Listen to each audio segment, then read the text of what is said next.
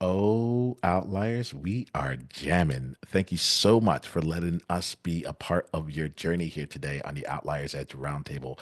Today, we have two phenomenal outliers who are here to share their experiences and how they continue to level themselves up, not just move forward, but actually continue to keep raising the bar and how they do it in a way that's in alignment and in integrity with them, right?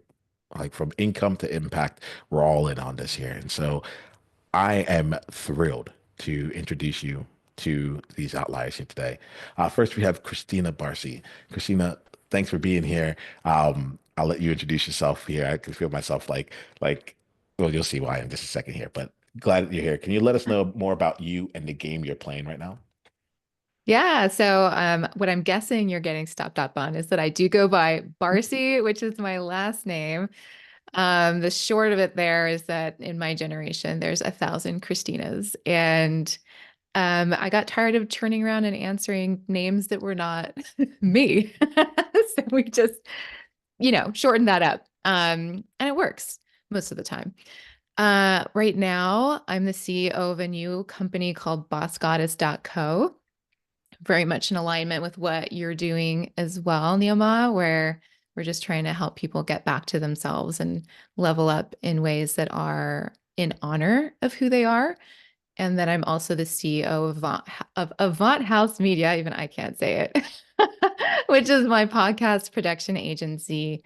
It's mainly serving women in leadership, but underrepresented voices across the board as well. People who are out there trying to create meaningful messages, things that have sort of mission and purpose behind their messaging. And so we like to elevate that through podcast production and consulting and all that good stuff. So those are the worlds I'm working in right now. Well, I'm glad that you came into our world, Barcy. Just like you can feel like the release that's there. I'm like, oh yeah, she's been introduced. I'm glad that you're here, Barcy. Something I also know about you is that you have vision, and you're also a deep thinker. Like so, I'm very excited for this conversation. Jada, help us get to know you. Share a little bit about you and the game that you're currently playing.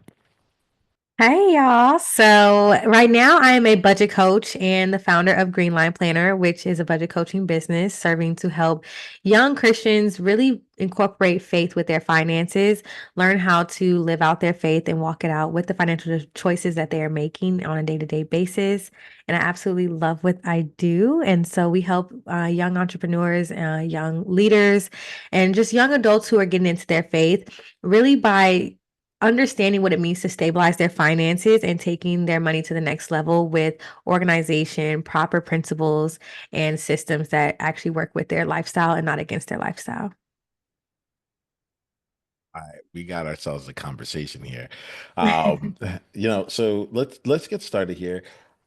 One of the things that I want to just like give us a chance to jump off on is around beliefs, right? So one of the things that I've talked about is that like as outliers here, we're looking to see how do we continue to level up. And I'm curious about a belief that you had that needed to like level up with you when you decided to make to grow. And so let's start off here with you, Barcy. We'll come to you and then we'll come to you, Jada. Can you share with us something like in your past where, and maybe in the recent past, where you're like, hey, um, this is a belief I had, and it turns out for me, I had to like bring it up in order for me to play the next level. Oh, yeah. Actually, Jada, you're an inspiration for this thought because it's totally related to how I was sort of interacting with my finances. Maybe is the best way to put it because a lot of people, and maybe there's someone who relates to this, but with everything in the recent past of, the pandemic and all that good stuff, the economy went in many different directions for different industries. And my industry, the podcast industry, I should say, I'm in a few, I always have my toe in a few things, but the agency that I was spending most of my time running, that I still do, uh, took a hit last year. Like a lot of people's jobs got lost, and it was just an interesting space. And I decided to up level my personal life in a lot of ways, where we bought a house for the first time. I got married we just celebrated our anniversary actually this last weekend. So thank you. But that was like a huge goal of mine for so much of my life. So I leveled up in that area really fast. And, I don't know if you believe, I feel like manifestation is just the creation of things. So I'm going to say it, manifestation. I manifested that shit into my life. and and then the other parts of my life had to catch up. And they weren't catching up fast enough. And it felt like I was forcing myself to like sit down and look at the way I've been doing certain things. And the finances were part of that. And when you have multiple businesses and then you have your personal life, there's many factors. There's different facets, right? You have to like look at the whole picture. And I was like, all right, I'll be honest, this was a behavior I had to become aware of, which was just ignoring it, like sweeping certain things under the carpet that I just didn't want to deal with because I didn't really know how to take a first step. And this is true, I think, for so many of us across any area of our life that we're like wanting to work on or like need to grow most, but maybe we're not like ready to do it. And I was like, listen, whether I'm ready or not, I have to I have to do it now. This has to turn itself around. And it was just a very practical step, honestly. It was to just go, all right, stop ignoring everything that you have just been like getting by with and sweeping it under the carpet and truly like looking at it in an extremely bookkeepery, practical like way. And so we need people like you, Jada, because like having to do that was very healing and it worked. Like I completely turned around our finances very quickly. And it just took that little bit, but that was like a huge up level that was just its old behavior that we learned from growing up, and like what our parents did or what they did that we don't want to do. So we do the opposite, like all of these layers. And it's like, okay, what do I want this to look like? What are the people I admire doing that are really successful? And like, what is the most practical, single, easy step I can take, like in this moment right now? And that's what I focused on this year. And it was great. It gave me so much clarity. And I have a bunch of spreadsheets now that I made, and I forced my husband to use them. And and they're color coded. Like it just became so much clearer. And so, yeah, hired a fractional CFO for a minute there. And I just needed clearer pictures around things that I was like, I'm sick and tired of feeling scared of this. Thanks, Barsi. I'll come back to that in a bit, but like, there's a lot of realness in there. Jada, what about you? What's something I had to level up with you? I did want to actually point on what Barsi was saying. Please. That is actually so real and so true because a lot of my clients, they go through the same thing where it's looking at your finances and really understanding how it can affect the way that you view yourself and view what's possible for you. So that is a huge thing. So congratulations on that. Thank you. First and foremost, I did want to say that. And then for me, the biggest thing is really right now, yeah, same as Barcy. I just turned 25 like a couple weeks ago, actually last week. Happy birthday. Thank you. I just got married also last week as well. So there's so many Yay. new things in my Congrats. life. Thank you so much. This is Thank you. big. Yeah, this is like I'm loving this. Yeah, like there's good life going on around here. Congratulations. Yeah. Well Thank you created. so much. And those are things as especially as women, like we dream about it since we're little girls. So reaching that is kind of like, well, what's next? And thankfully my business is something that keeps evolving and it's something that I had to really look at. And today, actually, I had a revelation just about busy versus productive. And I felt like I was just kind of going around the clock because I was filling my time with busy work. And then I would look up and I'm like, okay, I did a lot of things today, but it was nothing that was actually on my to-do list. So what happened?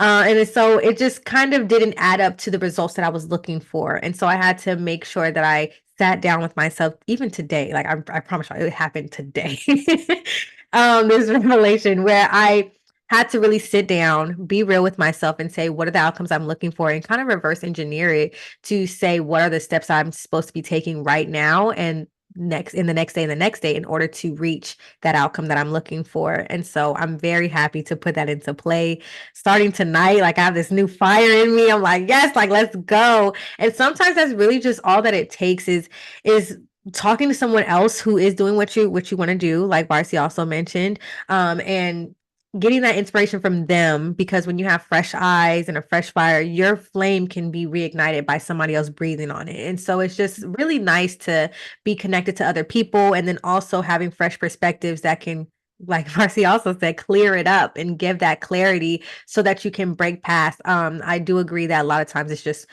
having the fogged lens, and getting distracted by certain things that we might not notice are distractions that really keep us at that ceiling, that glass ceiling. But once we clean the glass off and then we're able to see where the cracks are, we can break through it easier, and really hit that next level. I appreciate it. Like, I want to just even slow down a bit here, where you talked about like looking at the outcomes, being able to like reverse engineer from that. Mhm. I And then Barsi, you're talking about like just getting clarity, just being able to see things and raising the awareness. And as you're talking about this, it's making me think about like one of the things that's running through me right now. It's like I had this problem before with my calendar being like completely empty, and then I fixed the problem and created a new problem with my calendar being way too full. And I remember having a conversation with my wife and being like, I don't know what to do about this. Mhm. And Barsi, as you were talking here, like I was hearing that when you're talking about finances, I'm like, yeah, I can see, I know that there's a problem. I'm trying not to ignore it. I'm trying to address it, but like, how do we actually do this? And then Jada, when you came, you're like, all right, I saw like the outcome that I wanted, and I reverse engineered it. Barsi, you said something very similar. You're like, it's not like not being in relation to what you had experienced in life, but instead to like kind of say, Mhm. regardless of all that, what do I actually want to create? And Mhm. make from there. So I want to bring this in and say, hey, it's personally resonant very strongly. And then B, like Outliers, like where's a place right now where you can just take some time to look at what it is you want to create? What did it say? Manifestation is the creation of things. Manifestation is the creation of things. I love that, by the way. I can play with that.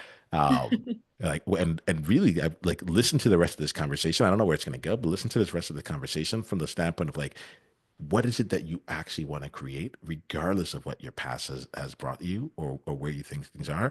And let's use some of this part of the conversation to reverse engineer something for you, even if it's just playing off in the back of your mind. Barsi, Jada, anything else you want to like add to that? I loved your metaphors. I just want to say I love the cracked glass and like the foggy lens metaphors. Those are so easy to visualize, and it's true. And there's always going to be another cracked ceiling, right? Like as we continue to want to like grow and grow and spread out and expand in all these different areas, it's like it's easy for me to like kind of see it in that way where you just maybe need to fog, like wipe the fog off that glass a little bit and notice that like, hey, I can't break through. I love that. So I just wanted to say that. Uh, Yeah. Say it again, Jada. oh, I was saying thank you. Yeah. Well, let's continue on here. Like I like to look at the outlier side of things here and bring it into the business and how y'all look at things from that perspective. So let's just bring in like what's something that you bring into we'll probably explore this from a couple different levels. I think that's it. I was trying to find like the perfect question. I'm like, but I'm really curious about a couple different things. So let's start off kind of like on a more of the high level side of things. So what's something that you bring into your business or into the way that you like you operate your business that you feel is like uniquely you, or at least like if not uniquely you, just like 10x you. You're just like, yeah, this is just like I can't help but do this here. Uh, either of you want to start on this one? I guess I can. Yeah, yeah, Jada. So there's probably two major things that I do. The first one is I have to pray before I do any meetings or do any type of creation of a task list, just because I always want to make sure that it's not my own desires, but God's will that is inspiring the growth and the creation of my business. And then the second one is time blocking. So this is just something that I have done since the beginning of my business, where I always have to have a whiteboard somewhere in my home.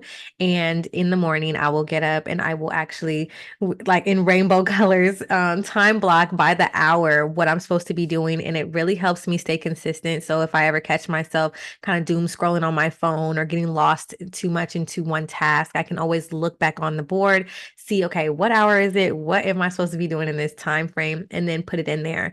It also helps me to know what to put on my to-do list, because sometimes I'll jam pack it without thinking about how much time it actually takes to do each task.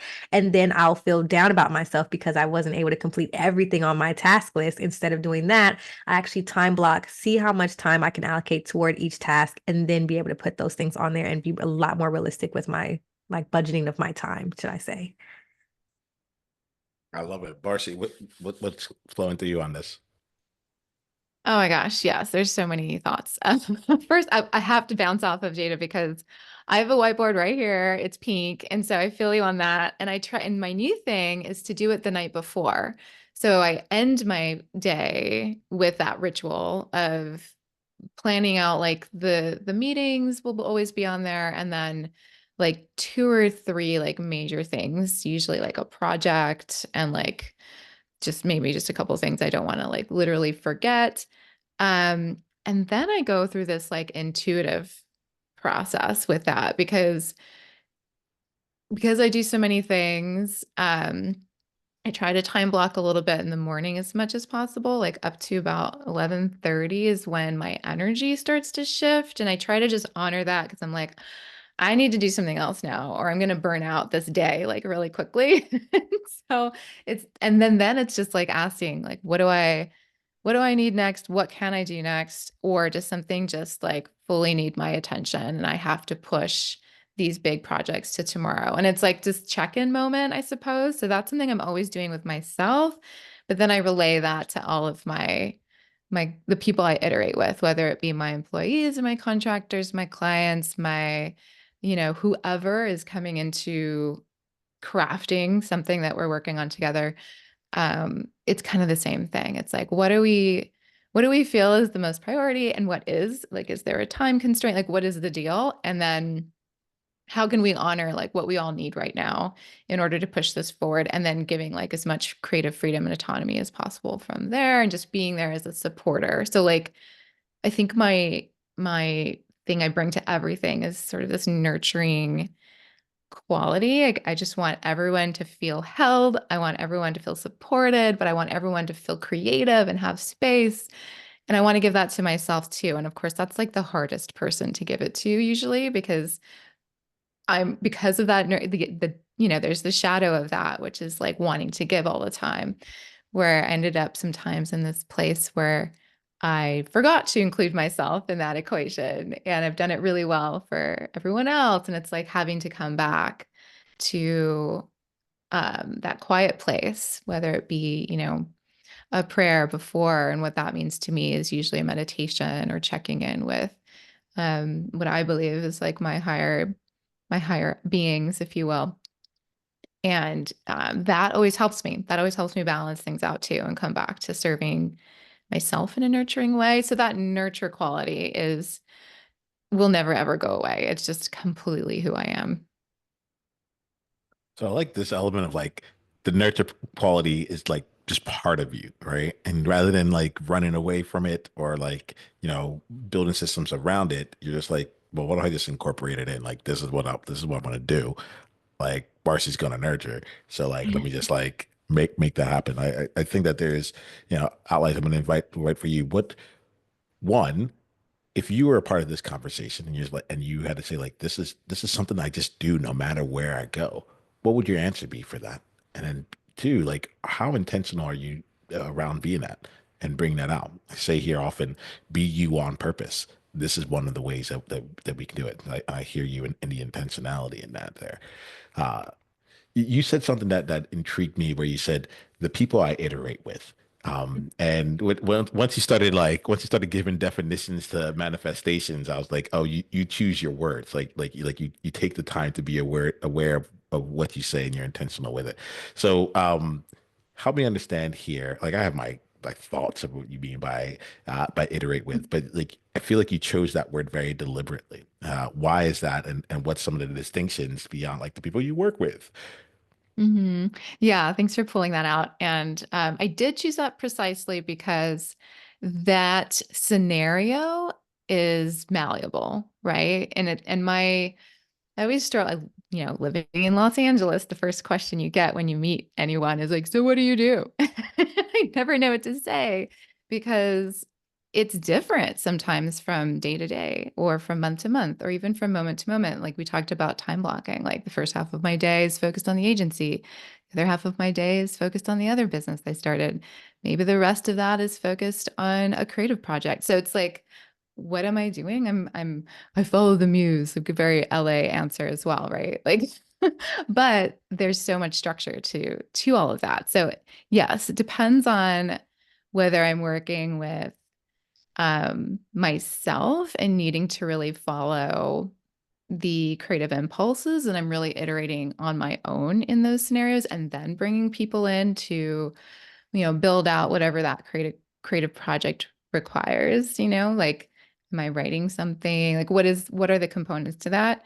And then the podcast agency is a project-based business. So every single project looks totally different and they all have their own micro teams.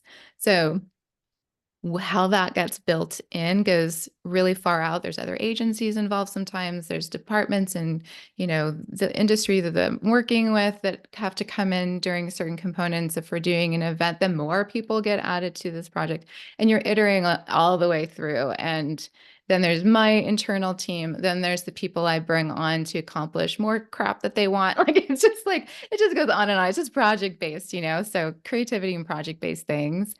Um, can really you get to imagine what that looks like on every level. And so it truly is like a unique iteration each time. And I think I'm a little different maybe in some ways in terms of how I operate my agency, where I think that a lot of others are a little bit more about like pumping in the quantity, and I'm more about really building out that quality and longevity.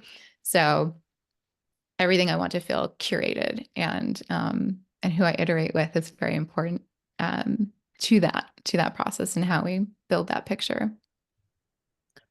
I appreciate y'all. If you're watching this, like every once in a while, you'll see me like lean back and just like enjoy, like what's being said here. And uh, I was actually even just imagining what that kind of project world would be like, right? Like the levels of visioning and the people bringing in and such. Like you say it, Barsi, in a way that feels I don't know, just like super emergent, and just like one step just leads to the next, and it just seems like just walking the path. A part of me just wants to ask, like, does it always play out that way? Like, does it always play out in that level of smoothness for you? It might. I don't want to imagine it not. So I Yeah, just want to be with that. that's a good question. So that's interesting because what I interpret as a smooth experience is being able to be as nimble as possible. Mm. So all that means is you've got to trust yourself. So as long as you trust yourself in the process, then what you can handle what comes around that corner. So it really doesn't matter. It's never going to go to plan. So that's what we build the biggest, most structured, perfect plan possible. And then I let every client know before they sign that contract, there's a good give or take, this amount of time. This is how you'll see it. It'll fall off the rails in time or in, usually time. And then time and expectations go hand in hand. So it's like your launch date almost always gets pushed. Like these are just things that we expect to happen. So to me, we're right on track because I know that that's how it's going to go. And I know it's going to change. And I know we're going to make discoveries. And that is the point. Like, I'm not supposed to mastermind the world in front of me and how the path is going to go. That's not my job. My job is to be able to guide you around every corner and turn and make sure you're feeling successful at all of those turns. And growth to me is the biggest success marker. So it's not about hitting those marks and making sure we launch on time. And like, it's more about, do we hit our biggest outcome goal, which is like to make the show or whatever, or to get this particular message across to a new audience, yeah, we're going to do that. And it's just about making sure everyone feels successful along that journey and feels supported again and held and like like someone's got them and then we're going to get there. That's the smooth process to me. I love that. Smooth is nimble. I love those kind of ways of looking at this, and the self trust that comes underneath that. Jada, I'd love for you to speak on really anything that's really like hit you in this conversation so far, and if there is anything in particular around like how you like to look at things that might be a little like unconventional, like like that element of like smooth is nimble. I'll be curious about like how you see your world or how you make your magic happen. Yeah, no, that actually is so true, even for how I tell my clients how their money's going to transform. I tell them, hey, we look at your past, we look at your future, and then we draw a line in between, but do not expect that line to be a straight one. It's going to come with curves, loop-de-loops, and things of that nature. And like she said, my job is to guide you along those curves and those turns. And so basically just putting things into practice, putting them into play, and expecting change and knowing that that is the only thing that we can expect, honestly, is going to be a lot better for even your expectations as a business owner, and as the client as well, is to say, hey, expect the change, expect things to um, go differently than how we mapped it out. I also like to tell people, plan ahead. Hey, do not look at a budget as a strict thing that you have to follow every single time you get paid. I tell my clients to sit down when they get paid and actually look at what their next 2 weeks look like. Are you going to be traveling? Are you going to spend more money on eating out because of your schedule? Look at that and then adjust your foundational budget to match your reality. So I always tell people that a budget is supposed to have your lifestyle matching your budget and your budget matching your lifestyle, and it has to have that balance, or else you're going to just kind of try to fit this cookie cutter thing that is not reality, because life is not stable like that. It changes, and that's the beauty of it. And so you have to give that flexibility to your budget as well. Yeah, so I want to take things here now and look at it from like the business side of things here, right? And so uh, what I'm curious about is around like your client creation processes and some of the things that you did that you found over time that like you're like this works for me, right?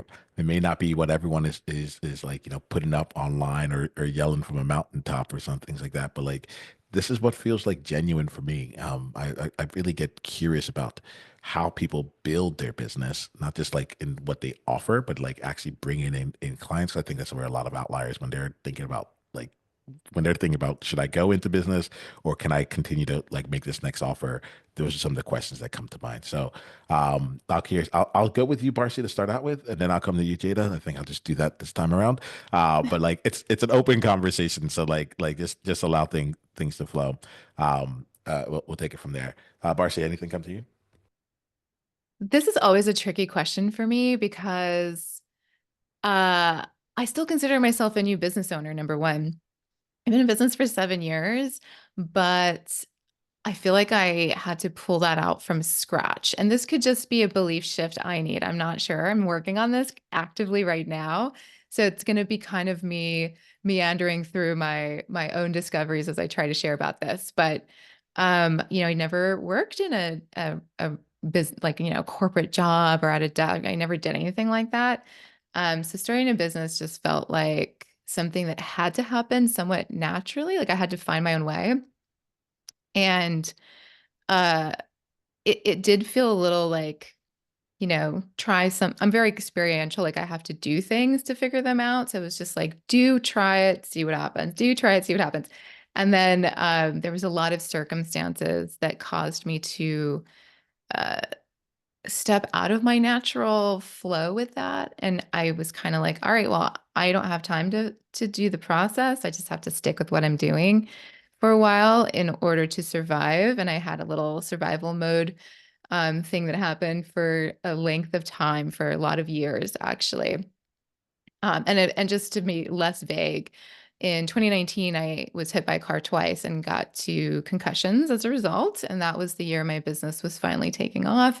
So I truly built it with a very painful experience at the same time. And for me, the way that played out was there wasn't much I could do. I had very little time to create within or to do any work within because my window of um, ability was really small. So I had a couple hours a day. And so those had to be used really wisely. And it was very frustrating and very painful physically and emotionally.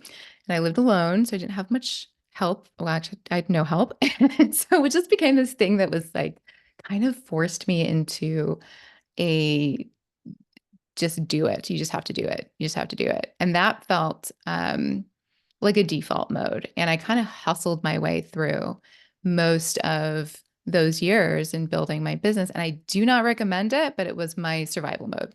And it was absolutely what I felt I could do and had to do during that time. So I struggle answering this question without telling that story because I I'm still with this, agency and still working out the damage that did in my processes.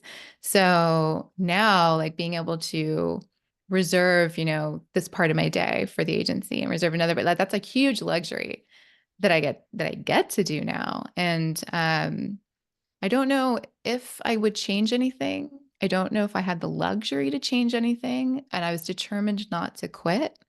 So that's kind of what it became. And what happens is it kind of gave me an opportunity to look at what my default modes are and like my workaholism, my perfectionism, my tenacity though, and my gratitude and like all these other things that I learned. I learned so much about myself through this experience of isolation and physical pain and building something I'd never built before. And learning every skill that I have now by doing.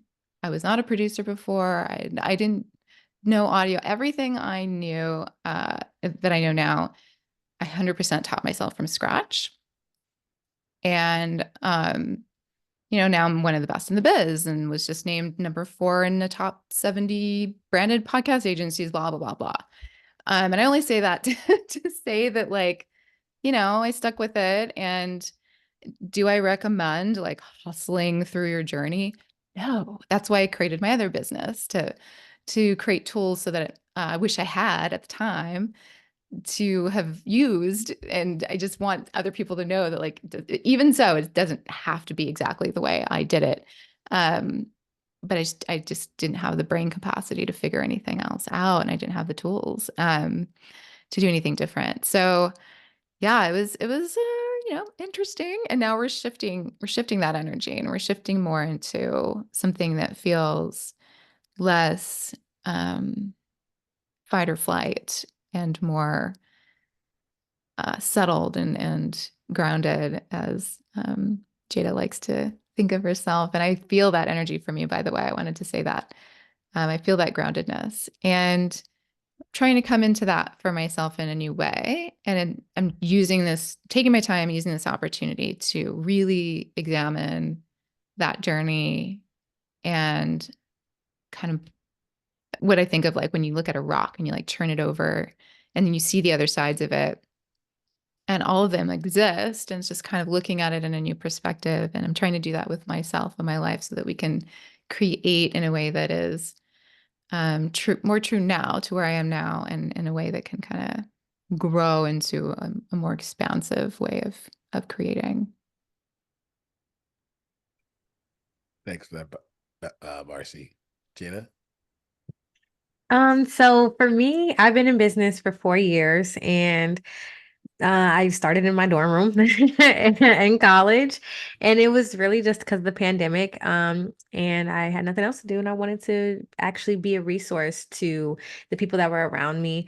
But the biggest thing that I would say that builds my clientele is just being genuine and being me in every single room that I'm in, and really caring and showing people that, because I think there's so many people online, especially coaches nowadays. It's becoming more saturated. I'm not gonna say it's oversaturated, but it's becoming more saturated as we go into the years. And what sets me apart, I'm realizing, is that my approach is so authentic rather than just, hey, I'm trying to get something out of you. It's more like, hey, I actually feel like I can help you. And I'm not money driven. And I say that because I'm more driven by by not success, service. And if as long as I am completing my task, yes, my time is valuable, but sometimes I really don't mind going over that extra 10 minutes or, taking a little bit longer to make sure that all the details are correct and they notice that and they see that and then they want to tell their friends and tell their friends. I also feel like my image and what I represent is so niche that people don't really see a whole lot of others doing it. And so um, it's kind of like I am that resource. If like you're like, oh, I'm looking for a plumber. Okay, yeah, I have the best plumber here, right here. But there's so many other plumbers. But if they work on that one specific thing on that one car, it's like, okay, I have no choice but to go to them. It's kind of similar to my niche. I'm a Christian budget coach who is 25. Like I'm young, I am Black, I'm in, the entrepreneurial space and I'm talking about finances and God. And so it's like, okay, I don't see too many people making all those combinations. So if you're looking for that specific thing, go to her. So that's really how I built my clientele. Also partnering with others as well. I love collaborating. That is another big thing that I think a lot of entrepreneurs use to their advantage. And it was hard for me in the beginning, networking. I just didn't like it.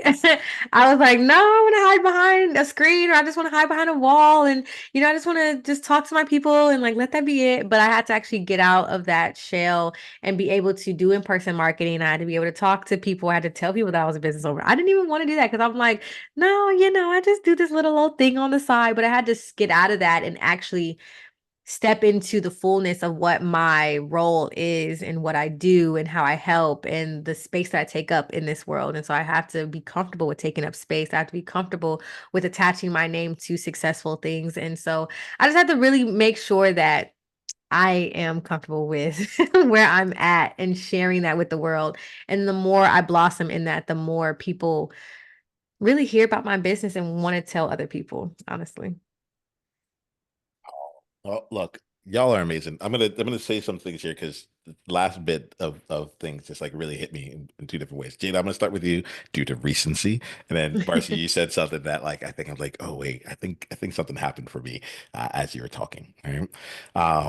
So a couple different things. One of the things that like really struck me was when you talk about stepping into your fullness and then sharing that out into the world.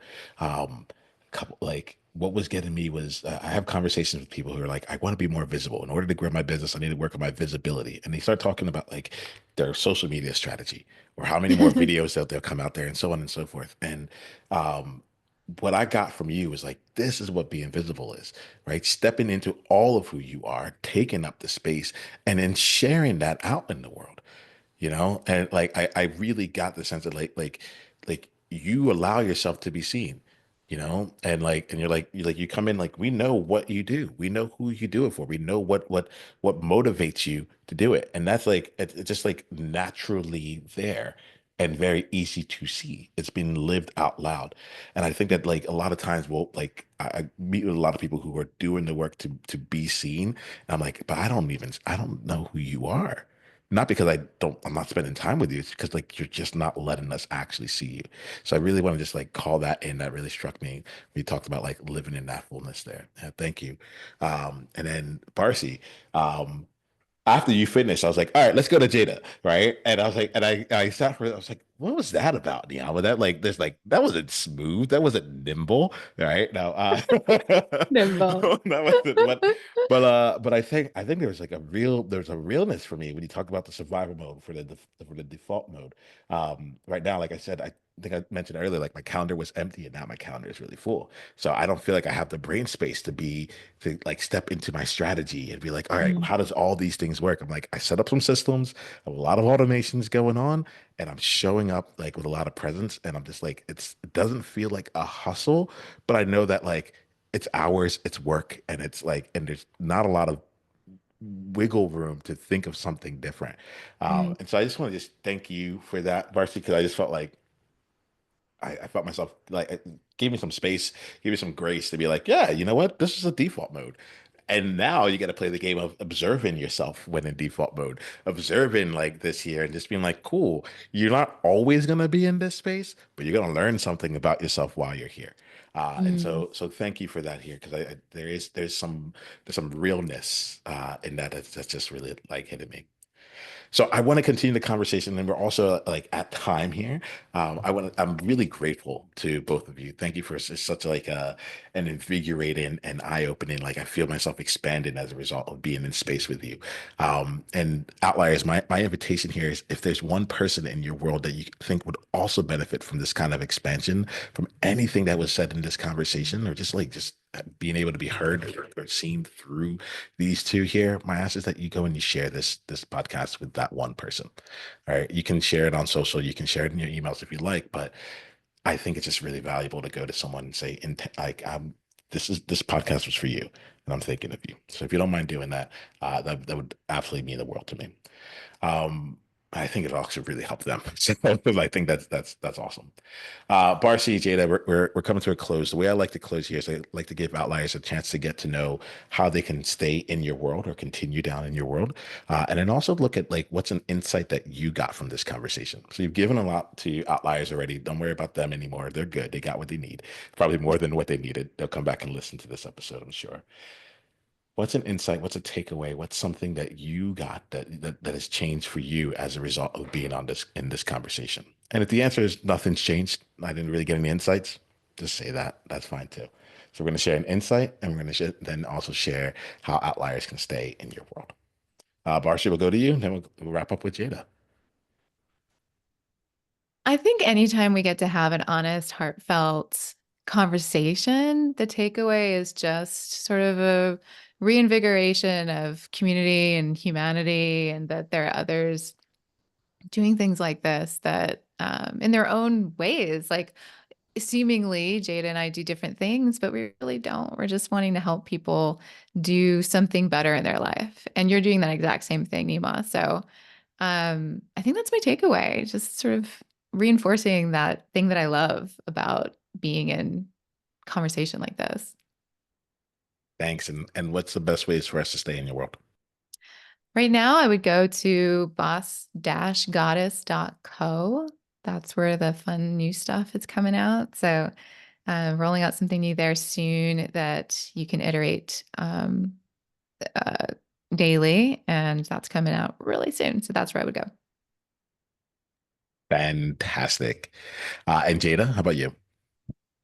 This conversation was amazing just because I really love connecting with other people in different industries because I get to learn about their processes, their day to day, and how they're able to manage being an entrepreneur. It's something that a lot of people talk about, but they talk about it in this really textbook kind of way. And hearing the day to day and the struggles and the overcoming stories are really inspiring. So it's just making me want to go harder each day by really connecting with other people who are about their business, wanting to help others, and making it happen no matter what. And then the best way to stay in my world is to follow me on Instagram at Greenline Planner. That's where I post a lot of tips on budgeting. I'm active every single day, and you're able to really interact with me. DM me if you have any questions, and really just feel free to learn something about budgeting. And don't be afraid to really reach out for that help because we all need help with at least something. And we're all blessed with gifts. And so might as well tap into other people's gifts. And then I would love to also learn from y'all too. Well, I am incredibly grateful for you both here. Thank you so much. Thank you for sharing your expertise, your experience, and thanks for sharing yourself and like living and playing out at your fullest here.